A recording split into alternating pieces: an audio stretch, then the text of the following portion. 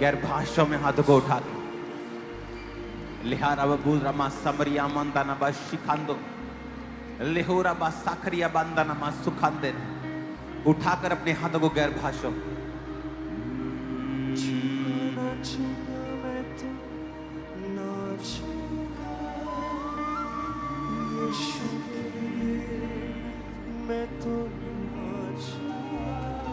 आज जो प्ले आपने देखा है वो प्ले नहीं था, वो एक भविष्यवाणी थी जो परमेश्वर आपके साथ करने जा रहा है। जो परीक्षाओं में तुम्हारी परीक्षा थोड़े समय की थी, लेकिन तुम्हारी ग्लोरी उम्र भर की होगी इन जीसस ने। तुम्हारी परीक्षा चंद दिनों की थी, लेकिन तुम्हारी महिमा सालों सालों की होगी इन जीसस ने। उठाकर अपने हाथों को और खुदावन से कहो, मैं तेरे साथ वफादार रहूंगा, वही करूंगा जो तेरा आत्मा मुझसे, तेरा वचन मुझसे कहेगा। तेरे वचन और तेरी आत्मा के द्वारा चलाए मैं चलूंगा। आज जो कुछ मैं सुनूंगा मैं फलों को लेके आऊंगा। प्रभु यीशु मसीह के सामर्थी नाम में हम मांगते हैं।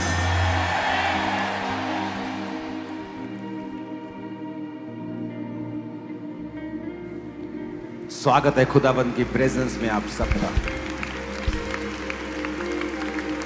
एक हैवी उपस्थिति है परमेश्वर की आज मुझे प्रचार करने की जरूरत नहीं है। आप उस प्ले में परमेश्वर का प्रचार ऑलरेडी सुन चुके हो।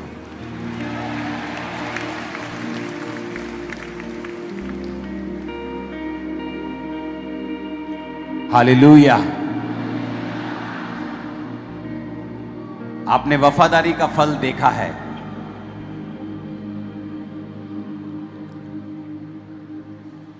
देखा है कि नहीं देखा? आज लंगड़े चलेंगे और अंधे देखेंगे और कोढ़ी शुद्ध होंगे।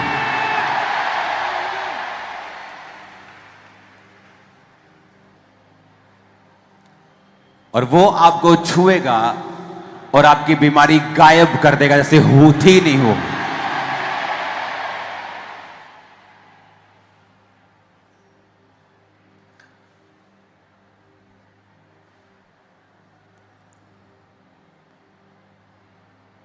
यूसुफ एक परफेक्ट एग्जाम्पल थी हमारे लिए कि उसने वही किया जो परमेश्वर ने कहा। दोनों माइक अगर सिंगिंग है तो इसका फायदा क्या है? नहीं, काम करो अपना, एक्सप्लेन मत करो, फ्लैट करो इसको पूरा।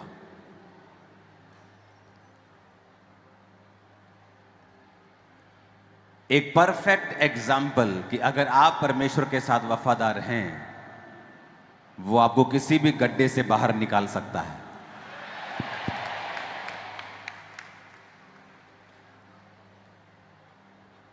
भजन संहिता 105 उसकी 15 से लेके 22 आयत तक लिखा है, मेरे अभिषिक्तों को मत छुओ,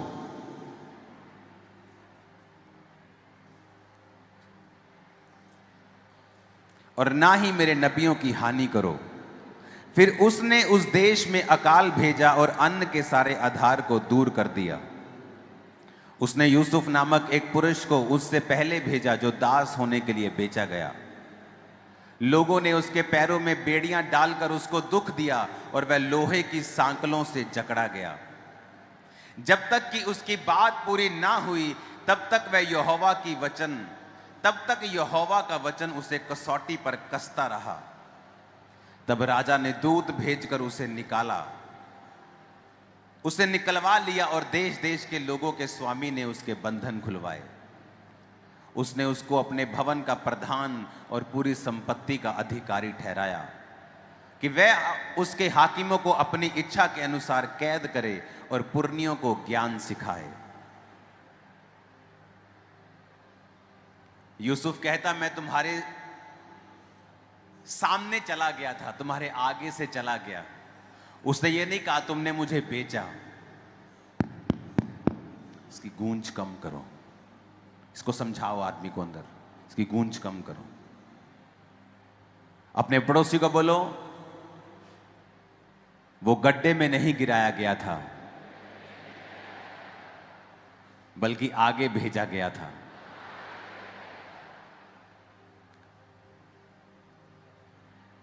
अगर हन्ना को उसकी सौत ना चिढ़ाती, वो कभी भी परमेश्वर के घर में प्रार्थना करने ना जाती। उसकी सौत ने उसे चिढ़ाया तो वो बाइबल कहती है कि वो चिड़ी और कुड़ी हुई परमेश्वर के घर में प्रार्थना करने के लिए चली गई।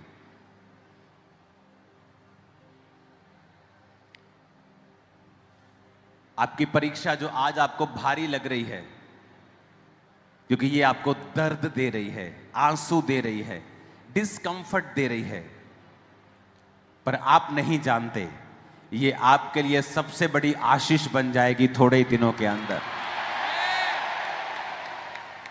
आपको लगता है कि ये परीक्षा आपको खत्म कर देगी, ये पेन, ये दर्द, ये परीक्षा, ये मनी प्रॉब्लम, ये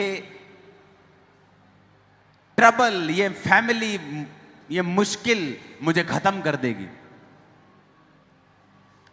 अगर आप यूसुफ की तरह पवित्रताई में रहेंगे, लिखा वो लोहे की सांकलों से जकड़ा गया था। ये कैमरा वैमरा सब बंद करो और सब लोग चुप रह के सुनो, बिल्कुल चुप। आपको स्वीट नहीं मिली तो भी चुप रहो और वचन को सुनो। अपने पड़ोसी को बोलो, लोहे का मतलब है एक ऐसी परीक्षा जो बहुत ही मुश्किल जान पड़ती है।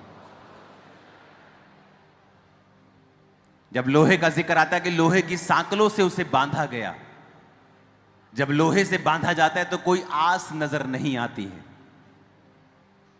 कोई होप नहीं, कोई आस नहीं। अंधेरा है, डर है, फियर है, बीमारी है, दर्द है, दुख है, आंसू है, अकेलापन है।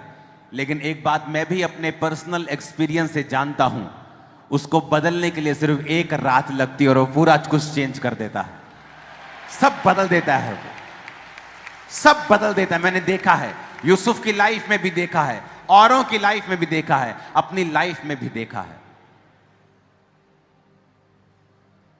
लेकिन बेड़ियां डालकर उसे दुख दिया गया और लोहे की सांकलों से वो जकड़ा गया।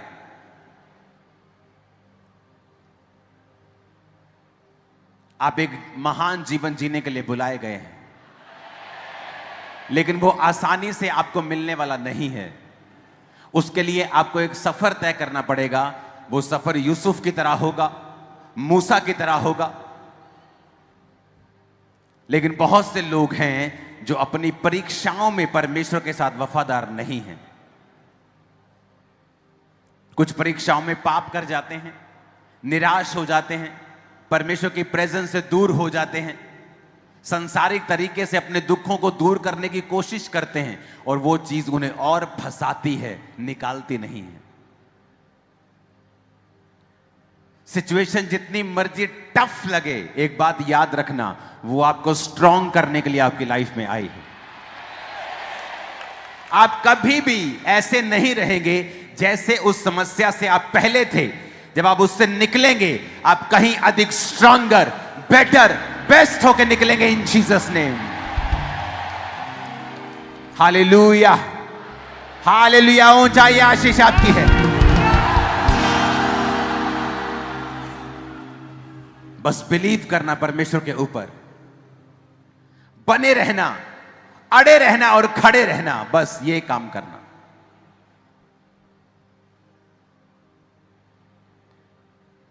जब उसके भाइयों ने उसे बेचा, उसके लिए एक मेंटल शॉक था।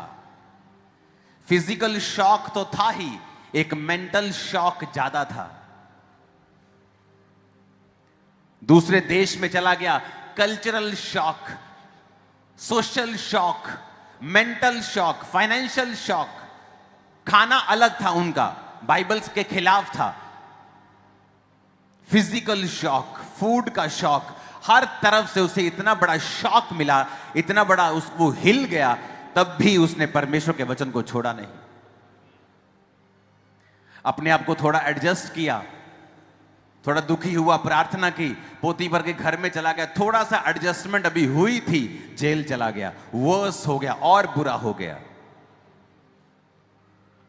कई बार आपको लगता है कि अभी आप परीक्षा से निकले थे, अभी कुछ बेटर होने वाला था, उससे भी एक बड़ी परीक्षा आपके ऊपर आ जाती है। आप बोलते हैं क्या परमेश्वर मेरे संग है कि नहीं?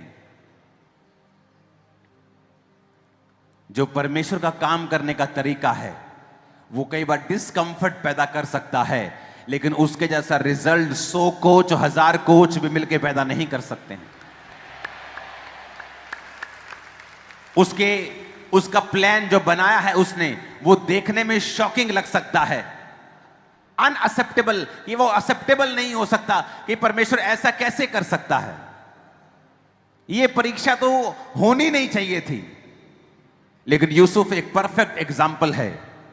परमेश्वर ने किस तरह से उसे बचाया, भिजवाया, पोतीफर के घर में नौकर बनाया, उसके बाद जेल भिजवाया, उसके बाद उसी देश का उसे प्रधानमंत्री बनाकर लिखा, हाकिमों को अपनी इच्छा के अनुसार कैद करने के लिए और पुरनियों को ज्ञान सिखाने के लिए परमेश्वर ने उसे ऊंचा किया। उस देश के पुरनियों को वो ज्ञान सिखाता था और उस भवन का फिर वो प्रधान था। उस पोतीफर का भी वो प्रधान था जिसने उसे जेल में डाला था। उसकी पत्नी का भी वो प्रधान था जिसके कारण वो झूठे उस आरोप के कारण वो जेल में गया था।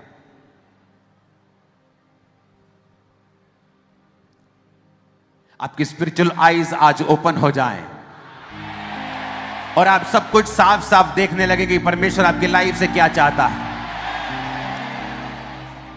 मैं आपको एक प्रोफेटिक वर्ड दे सकता हूं। जो लोग परीक्षाओं में हैं, दर्द में हैं, पेन में हैं,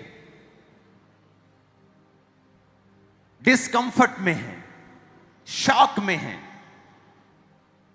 आपके बेस्ट दिन आने वाले हैं। आप बेस्ट दिनों को देखने वाले हैं।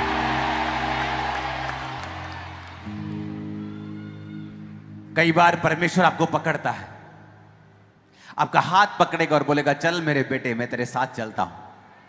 हां, आपको अच्छा लगता है, मिरेकल्स होते हैं, आपकी लाइफ में टेस्टिमनीज होती हैं, वो आपके हाथ को पकड़ के चल रहा है। सडनली रास्ते में एक तूफान आता है और आपको परमेश्वर आपको छोड़ देता है। आपको लगता है, वो समय होता है जब परमेश्वर ने आपको पकड़ा तो होता है, लेकिन आपको लगता है नहीं पकड़ा। वो समय होता है आपको परमेश्वर को पकड़ना होता है। तब वो कंफर्ट फील नहीं होता, वो मिरेकल्स नजर नहीं आते अपनी लाइफ में। डर का माहौल होता है, शक का माहौल होता है। वो समय वो होता है जब परमेश्वर ऐसा दिखाता है कि उसने आपको पकड़ा नहीं, अब आपको उसको पकड़ के रखना है, आपको उसे छोड़ना नहीं है, आपको उसके वचन का अंगीकार करना है, बावजूद इसके कि वो आपके लिए कोई असर ना कर रहा हो, ऐसा आपको व्यतीत हो रहा हो। और फिर समय आएगा जब एक नई भोर होगी और उस भोर पर आपका नाम लिखा होगा कि वो तेरे लिए हुई है, तेरे परिवार के लिए हुई है, तेरे फाइनेंस के लिए हुई है, और वो तेरी सेवकाई के लिए, तेरे फ्यूचर के लिए हुई है। वो भोर जल्द ही यीशु मसीह के नाम में एक बड़ी दोपहर में बदल जाएगी, जहां प्रकाश सबको मिलेगा यीशु मसीह के नाम। वो प्रकाश सबको नजर आएगा, आपकी लाइफ का, आपके फाइनेंस का, आपकी सेहत का, आपकी सेवकाई का, आपकी स्पिरिचुअल लाइफ का, यीशु मसीह के नाम में आमीन हो जाए आशीष आपकी। और मैं आपको प्रोफेटिकली बता सकता हूं, मैं जानता हूं 2025 शुरुआत से लेकर कठिन रहा है, लेकिन अब ग्लोरियस दिन आने वाले हैं यीशु मसीह के नाम। और वो भोर आपकी होने वाली है यीशु मसीह के नाम। मैं आपको आपकी परीक्षाओं से बाहर आता हुआ देख रहा हूं यीशु मसीह के नाम। और फिर उस भोर को प्रकाश में, दोपहर के प्रकाश में बदलता हुआ देख रहा हूं यीशु मसीह के नाम। मैं देख रहा हूं ऐसा होने वाला है आपके साथ। प्रार्थना में और मजबूत हो जाओ, भरोसा रखो परमेश्वर के ऊपर, और कमिटेड हो जाओ परमेश्वर के साथ, और पवित्रताई में घुस जाओ, परमेश्वर के साथ चलते रहो। तुम्हारा प्रकाश आने वाला है। वो भोर होने वाली है यीशु मसीह के नाम में। ये भविष्यवाणी के शब्द हैं आज तुम्हारे लिए। वो बात से जो देख रहे हैं ऑनलाइन, मैंने कहा भोर होने वाली है और वो जल्द दोपहर के प्रकाश में बदल जाएगी यीशु मसीह के नाम में। वो भोर होने वाली है और जब वो भोर होगी तुम्हारे देखते देखते दोपहर हो जाएगी और पूरा प्रकाश तुम्हारी लाइफ के ऊपर होगा यीशु मसीह के सामर्थ्य नाम में। तैयार हो तुम लोग? मैंने कहा तैयार हो तुम लोग सभी? क्योंकि आज तुम सिर्फ सरमन नहीं सुन रहे हो, तुम इंपार्टेशन ले रहे हो। तुम मसीह को अपने अंदर रिसीव कर रहे हो। तुम्हारी आत्मा मेरे भविष्यवाणी के शब्द जो मैं तुम्हारी लाइफ में दे रहा हूं उसे रिसीव कर रही है और वो जल्द उगने शुरू होंगे इन जीसस ने। वो जल्द उगने शुरू होंगे तुम्हारे बच्चों की लाइफ में, तुम्हारी फाइनेंशियल लाइफ में, तुम्हारी सेहत में, तुम्हारी बॉडी में, तुम्हारे ब्लड में, हड्डियों में, in the name of Jesus. Hallelujah. तुम अपनी सेवकाई में उस प्रकाश को देखने वाले हो, आत्मिक जिंदगी में उस प्रकाश को देखने वाले हो यीशु मसीह के नाम में। आप प्रचार सुन चुके हैं, उस प्ले में प्रचार ही प्रचार था। व्यभिचारियों के साथ क्या हुआ, विरोधियों के साथ क्या हुआ, कितना पछताए वो, कितना निम्न स्तर का जीवन वो जिए। भाइयों में फूट पड़ी, यहूदा को वहां से जाना पड़ा, बहुत सारी चीजें हुई यूसुफ के जाने के बाद। लेकिन यूसुफ जो परमेश्वर के आत्मा के नीचे था, उसके साथ वही हुआ जो अच्छा था। सब बातें मिलकर भलाई को पैदा करती हैं जो मसीह से प्रेम करते हैं। मैं यीशु मसीह के नाम में भविष्यवाणी करता हूं, आपकी सारी परीक्षाएं भलाई में बदल जाएगी इसी महीने यीशु मसीह के नाम में। और मैं भविष्यवाणी करता हूं, इस महीने से टेस्टिमनीज डबल रीति के साथ चर्च में होंगे यीशु मसीह के नाम में। मैं भविष्यवाणी करता हूं, अब अपने फाइनेंस को डबल होता हुआ, स्पिरिचुअल लाइफ को कहीं ऊपर जाता हुआ, आशीषित होता हुआ, अपनी फैमिली को सेव होता हुआ, साल्वेशन में आता हुआ देखने वाले। परमेश्वर आपको दिखाने वाला है, वो फिर से आपका हाथ पकड़ने वाला है। वो समुद्र का तूफान वो जाने वाला है। आप बड़े हो चुके होंगे, स्पिरिट में स्ट्रॉन्गर हो चुके होंगे, आत्मा में मजबूत हो चुके होंगे। आमीन। ऊंचाई आशीष हमारी है चर्च।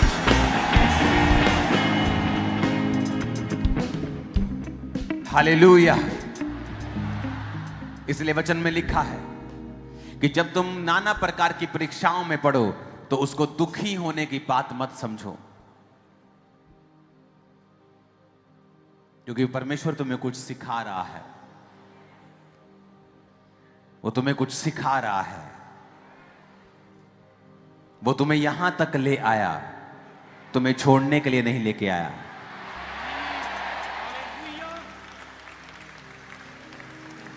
अगर उसने तुम्हें छोड़ना ही था तो पहले छोड़ देता। तो वो अपना समय व्यर्थ क्यों करता? वो अपनी मेहनत जो तुम पर की गई व्यर्थ क्यों करता? अगर एक बिजनेसमैन जिसने बिजनेस नहीं चलाना हो, वो अपने बिजनेस में इन्वेस्ट नहीं करता, लेकिन जिसने अपने बिजनेस को अपनी जान दे दी हो, वो अपना घर, अपनी गाड़ियां, अपने खेत बेचकर उस बिजनेस को चलाता है। यीशु मसीह ने अपना लहू आपके लिए दिया है और वो अब तक आपको यहां तक लेके आया है, आपको छोड़ने के लिए नहीं। सर्कल रिपीट होता है। आज जब पहले दिन मसीह में आए थे, वैसी घटनाएं आपके साथ होती हैं। फिर से वही शक, फिर से वही परीक्षा। पर परमेश्वर कहता, मैं तुझे यहां तक लेके आया हूं तो छोड़ने के लिए थोड़ी लेके आया हूं। मैं अच्छा बिजनेसमैन हूं। अगर मैंने इन्वेस्ट किया है तो मैं अब कुछ और चाहता हूं, और कुछ तुम्हारी लाइफ में बढ़ोतरी चाहता हूं। याद करें पहले आप कैसे निकले थे, अभी भी आप वैसे ही निकलेंगे। जब आप परीक्षा में थे, अब 10 साल पहले तो कैसे निकले थे, अभी भी आप वैसे ही निकलेंगे। वो आपको छोड़ने के लिए इतनी दूर नहीं लेके आया, उसके लिए, उसके पास आपके लिए एक बेटर प्लान है। अब आपके गुड डेज खत्म और बेटर स्टार्ट है इन जीसस नेम। आमीन। मेरे को साथ चाहिए यीशु मसीह के नाम। Hallelujah, hallelujah, hallelujah. आमीन, आमीन। मैंने आपको पहले बता दिया 2025 एक नई शुरुआत का साल होगा, जहां से हम बहुत सारी चीजों को फिर होता हुआ देखेंगे। मुझे नहीं याद 2005-6 के बाद मैंने इतनी ओवर फास्टिंग किस साल रखी होगी 25 के अलावा। मुझे मालूम था ये क्या हो रहा है। हर चीज परमेश्वर की ओर से थी, उसे ठहराया गया था।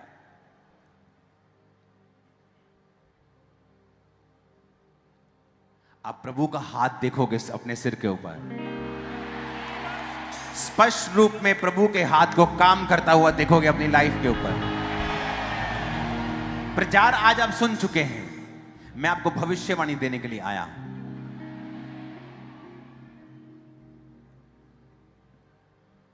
इन परीक्षाओं से निकलने के बाद आप अपनी लाइफ को ऐसा जीने वाले हैं जैसा कभी नहीं जिया होगा।